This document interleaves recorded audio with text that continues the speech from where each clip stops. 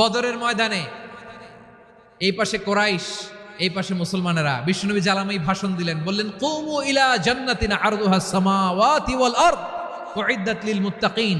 ও আমার সাহাবারা, ওই জান্নাতের দিকে ছোট, যে জান্নাত আকাশ জমিন বিস্তৃত। তোমরা দেখতে পাচ্ছ এটা বদরের ময়দান না, এটা আল্লাহর জান্নাত। আওয়াজ করে পড়েন আল্লাহু আকবার। বিশ্বনবীর এই কথা শোনার পরে এক আনসারী সাহাবী সাইয়েদনা উমাইর ইবনুল হুমাম রাদিয়াল্লাহু তাআলা আনহু খেজুর খাচ্ছিলেন। তিনি বিশ্বনবীর দিকে তাকিয়ে কথা শুনছেন আর খেজুর খাচ্ছেন। যখন বিশ্বনবী বললেন জান্নাতের দিকে ছোট, যে জান্নাত আকাশ জমিন বিস্তৃত, বিশ্বনবীর কথা শোনা মাত্র সাইয়েদনা উমাইর ইবনুল হুমাম বললেন বাহ বাহ। কি বললেন?